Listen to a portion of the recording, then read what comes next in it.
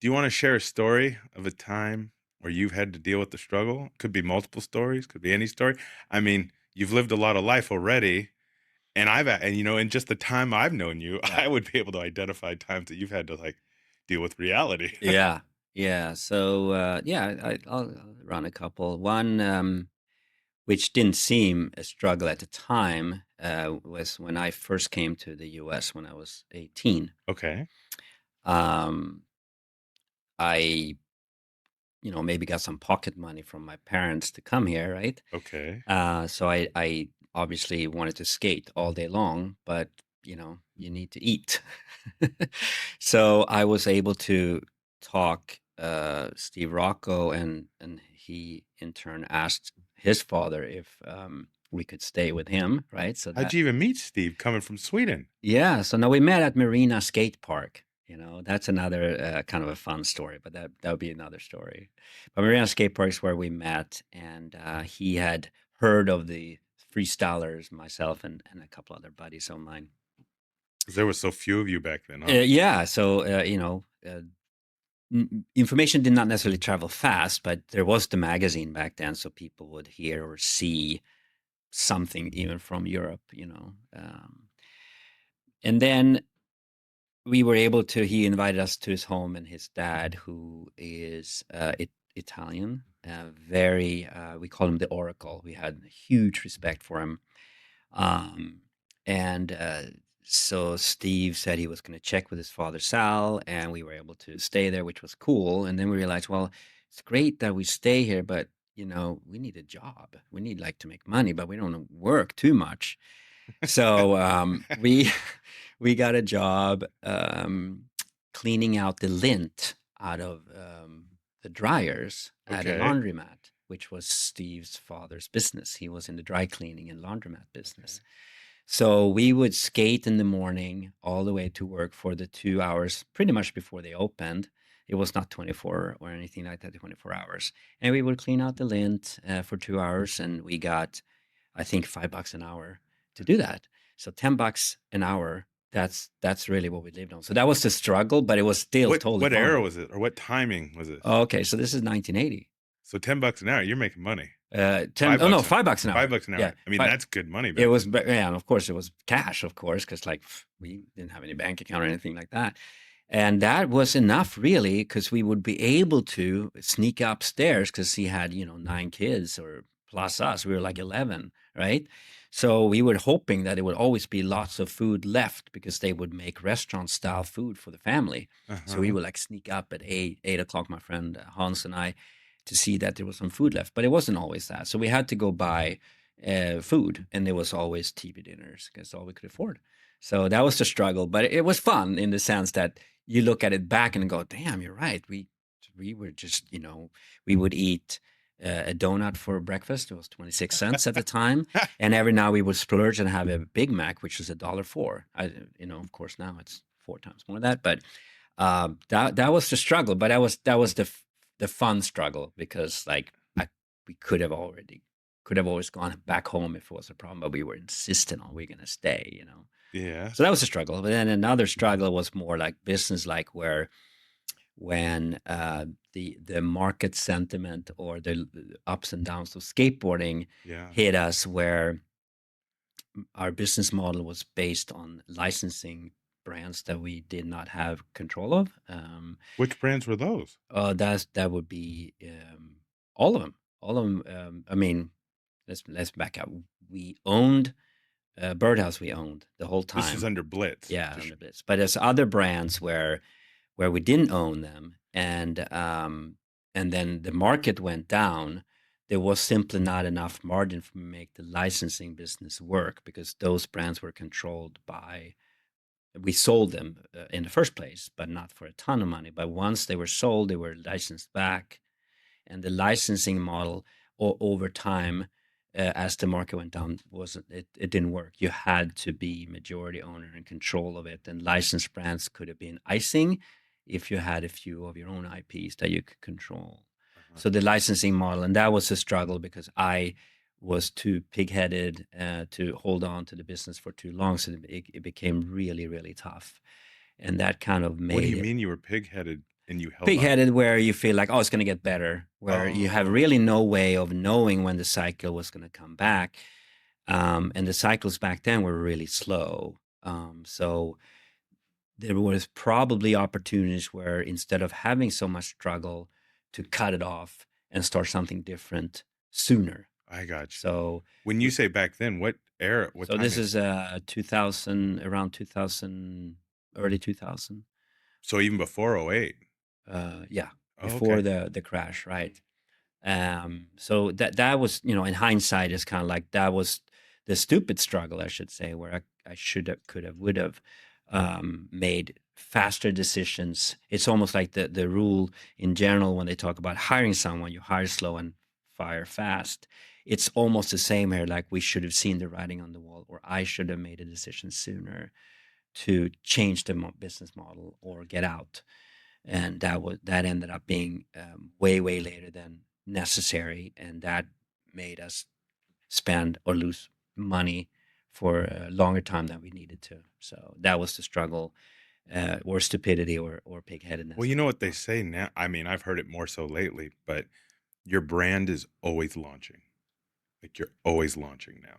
It's never just, "Oh, we're doing this big launch event, Hmm. and then what happens, happens." It's like, no, you're constantly having to launch. Yeah, And when you look at it through those lens, it changes, your value proposition, how you communicate. right. But I feel like that, at least for me, it resonates with the stuff I work on. Like, Yeah.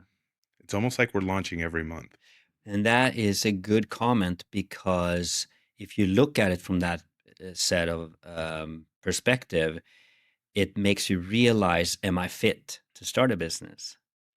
What do you mean by that? What I mean by that is, a lot of people want to be their own boss, and they Yeah. start the business, and they realize, let's say they actually go for it, because you have to basically, I'm assuming you either are in school or you have a job somewhere, and now you have to spend time, resources, and time of yours, ideally at the beginning and no one else's, until you realize, okay, I'm doing it. Okay, and once you're doing it, you realize, oh shit, I fall and I have to get up, and I fall and I have to get up, and I fall and I have to get up. It's the grit, it's the discipline of constantly saying, how can we make things better? What has changed? And again, the market is bigger than all of us. That could affect us negatively. Where is the next gross profit margin going to come from? And those are things that is a constant, and that's stressful, very stressful. Yeah. And a lot of people, they're not meant for that. So besides that, having the disposition to handle that stress, because everybody handles stress differently, we all know that, and it's the idea of how much cortisol level can you keep in your body before you just like freak out, and how angry are you going to be with your coworkers when it gets tough, meaning are you going to hold on to your team. Mm. And that is, obviously, there's different ways of managing a business. Some CEOs that are in decision-making power are exceptionally autocratic, and there are examples where that works. And then you have CEOs that are a little bit more higher on the EQ side and are doing well. And also some companies, although not the majority, focus on the employees' health over profitability or shareholders' health. Now, that's something that's more unique, but there are companies that have done that successfully too. So it's not like I have a certain way of how you should do business, but just the fact that if you want to go into business and realizing it's like launching a brand every day, Yeah. if you have that mindset and you can distill that into something that's understandable for your whole team, and hopefully enough team members do the same, meaning company first, brand first, how I might have to sacrifice, but the company's in the end the one that's paying me my salary. And if I have the luxury of having some equity, is that's only going to be worth something if I do my absolute best Yeah. to think that way. And what can I do today that's going to make the business better tomorrow? How did you deal with the stress of the downturn with the licensing model that you talked about?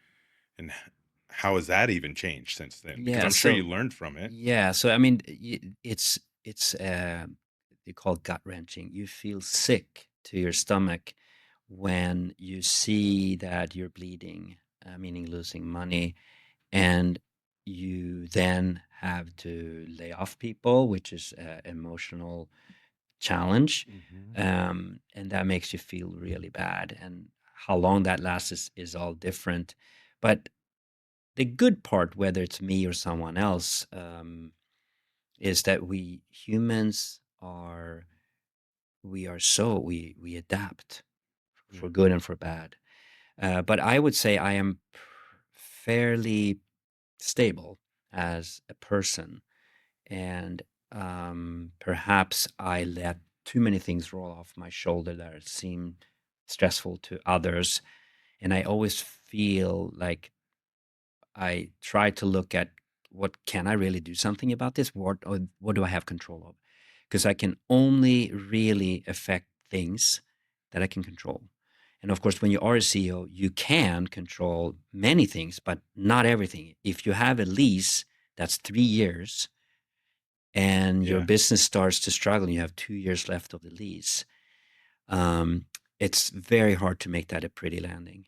Really hard. No, I get Really, really hard. And that's the one thing where it's sad that that makes you more stressed, I think, than the fact that, oh, I had to let this guy go that you really like. And I think that's the one thing where in hindsight you kind of feel bad, like I feel shitty about this. But that's also because it's going to affect your chances to do the business again if your credit or your reputation as is too tarnished, and so far, although we have had business going slow or sold, I've never had any bankruptcies. Lawsuits, yes, and found ways of navigating that. I mean, most people that are in business, they're going to see on average between 1 and 3 lawsuits in their career. I mean, that's just math.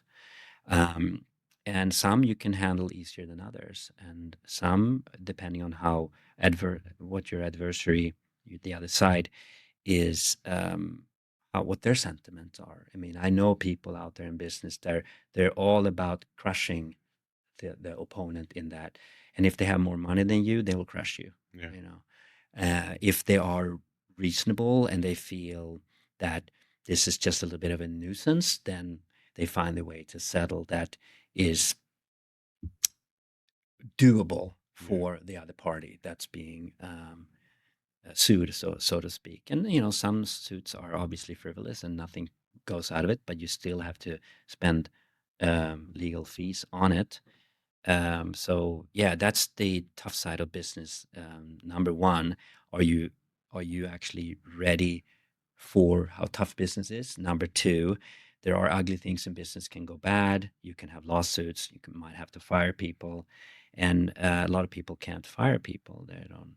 It's not comfortable. I mean, I would say most people feel uncomfortable firing. Yeah. So it's not like you want to practice it, but in business, it's a necessary evil. Now, one of the last things I want to point out, and which is really the benefit for doing business in America, which can seem a little tough. You are only in California. You're hired at will, which means as a company you can fire people for any reason, and that's not how it works in other parts of the world. So Yeah, please give an example of that. yeah. So let's say if you in Sweden or in most of Europe, I don't know all if the rules are exactly the same, but it's very, very difficult to fire a person that's hired in a country like Sweden. How so? They would because they have laws that protect employees from being fired, basically. So you can't fire people unless they have done some incredibly wrongful things to the company.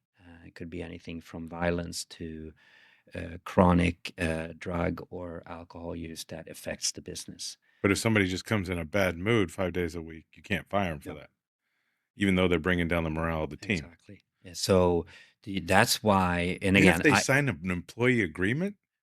I'm sure there are ways because I haven't been in business in Sweden, but I know my friends that do business. They always look at uh, there's more flexibility in the United States where you can hire Understood. and fire. so you can move faster. You Yeah. know, that's the idea. If you're a large company like, I don't know, Siemens or some big German company or Yeah. so, there's like a Titanic, and if there are going to be some major shifts, it's not easy for them to move.